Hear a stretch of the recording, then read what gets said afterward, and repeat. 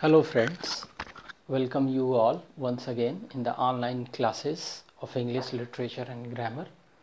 I am Bimlesh Kumar Singh और आज हम लोग फिर एक नए फिगर्स ऑफ स्पीच के बारे में बात करेंगे, उसकी डेफिनेशन और उसके एग्जाम्पल। उम्मीद है पिछले वीडियो में जो फिगर्स ऑफ स्पीच हम लोगों ने जो है एक्सप्लेन किया और उसको समझा वो पूरी तरीके से आपको समझ में आ गया होगा। डियर फ्रेंड्स, ये फिगर्स ऑफ स्पीच ना केवल एग्जामिनेशन के लिए बहुत इम्पोर्टेंट होते हैं, but they are also very necessary when you are speaking in front of others or anyone, or you are composing or you are writing anything and you want to just express your ideas that you can say something different from others. तो ये बहुत ज़्यादा significant है। सो इसी क्रम में let's start. और हमारा इस बार का फिगर्स ऑफ स्पीच है apostrophe. Apostrophe in Hindi it is known as संबोधन। तो according to the word the definition definitely will go through that. An apostrophe is a direct address. Apostrophe क्या होता है? एक डायरेक्ट एड्रेस होता है, एक मतलब डायरेक्ट संबोधन होता है, पुकार करके उसी व्यक्ति को, उसी चीज़ को हम डायरेक्ट, ऐसा कोई इनडायरेक्ट वे नहीं होता, डायरेक्ट वे होता है उसे पुकारने का। टू द डेड, और जिसको हम संबोधित करते हैं वो कोई मृत व्यक्ति हो सकता है, मृत चीज़ होती है। टू द एब्सेंट, या हो सकता है कि वो वहाँ पे उपस्थित न हो। और टू अ पर्सनिफाइड ऑब्जेक्ट, या फिर कोई मानवीकृत चीज़ हो, वो मानव न हो, उसको मानवीकरण उसका किया गया है और उसको हम पुकारें, उसी को पर्सनिफाइड ऑब्जेक्ट कहते हैं। या फिर वो एक कोई विचार भी हो सकता है। तो एपोस्ट्रोफी अलंकार में यहाँ पे आप देख सकते हैं कि एपोस्ट्रोफी में एक डायरेक्ट संबोधन होता है to the dead, to the absent, और to a personified object or idea. And this definition has been given by the world famous grammarian Mr. Rain, whose book combinedly Mr. Rain and Martin बहुत famous है। And through the examples, अगर आपको ये चीज़ नहीं समझ में आई होगी तो मैं फिर से इसको एक बार बताने की कोशिश करता हूँ। An apostrophe is a direct address. An apostrophe is a direct address to the dead, to the absent, or to a personified object or idea. So it can be what? The addressing thing may be the dead, may be the absent, may be a personified object, or maybe an idea.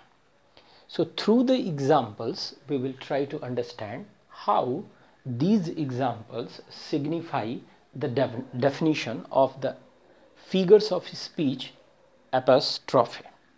So let's see the first example. Milton, thou shouldst be living at this hour. Wordsworth कहते हैं, this line has been taken from the poem Wordsworth. और वो जब French revolution में वो देखते हैं कि बहुत ज़्यादा क्राइम हो रहा है, वायलेंस हो रहा है, तो वो कहते हैं कि काश मिल्टन, काश इस वक्त आप होते, shouldst be living at this hour, काश आप इस वक्त। वो सीधे किसको संबोधित करते हैं? मिल्टन को। And this mark of apostrophe you can commonly find in the example of the apostrophe. ये जिस व्यक्ति को संबोधित करते हैं वो ठीक उसी के बाद वो एक एपोस्ट्रोफी का मार्क के साथ वहाँ पे प्रेजेंट रहता है सेंटेंस में, by which you can easily understand what kind of the figures of speech is that.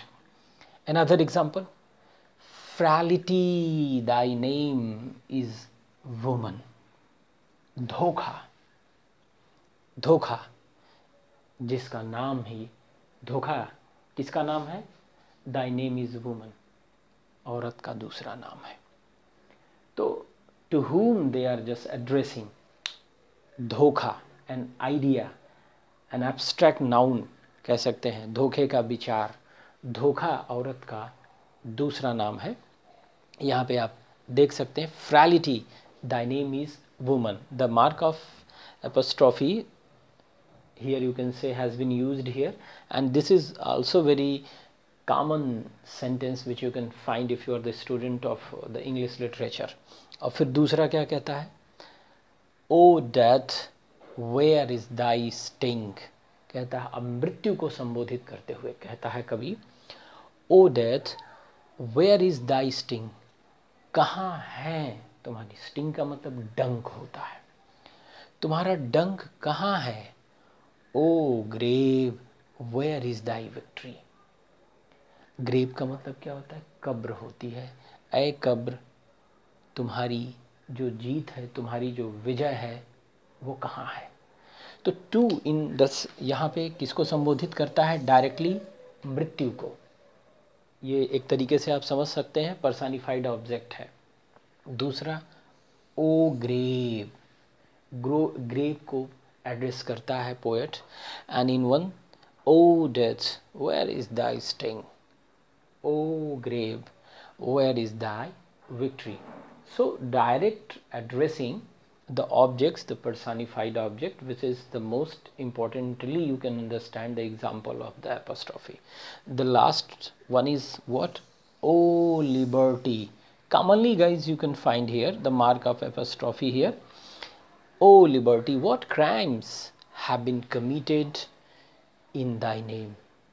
कौन सा अपराध उसके नाम पर किया गया है। ए स्वतंत्रता, ए लिबर्टी, ऐसा कौन सा अपराध, ऐसा कौन सा अपराध उसके नाम पर किया गया है, अपराध हो गया है। So dear friends, you can find, जैसा कि डेफिनेशन है उसी के अकॉर्डिंग उसके एग्जांपल है कि एपोस्ट्रोफी में डायरेक्ट एड्रेस होता है डेड को, एब्सेंट को, और टू ए पर्सनिफाइड ऑब्जेक्ट या फिर एक आइडिया। मिल्टन डायरेक्ट किसी पर्सन को, जो वो मर चुके हैं मिल्टन, उनको याद करते हुए कवि कहता है काश तुम इस वक्त होते। अब यहाँ पे आइडिया है फ्रैलिटी, दाई नेम इज़ वुमन, धोखा औरत का नाम, औरत का नाम है, धोखा ही औरत का नाम है। इसको लोग बहुत तरीक़ों से इसका बोलते हैं, औरत का दूसरा नाम धोखा। फिर डेथ को ये एड्रेस करते हैं, O death where is thy sting, O grave where is thy victory. Fourth में क्या कहते हैं, लिबर्टी को एड्रेस करते हैं, O liberty what crimes have been committed in thy name. If we compare, then we find that apostrophe is not a very difficult kind of the figures of speech. Through the example and the mark of exclamation, you can say apostrophe, apostrophe, you can easily find out. I hope you just understood it easily and को समझ में आ गया होगा, और आगे से आप इसको बहुत प्रॉपरली आइडेंटिफाई भी कर लेंगे। तो dear friends, please share, like and comment positively, and at last I would like to request you to subscribe the channel. Thank you very much.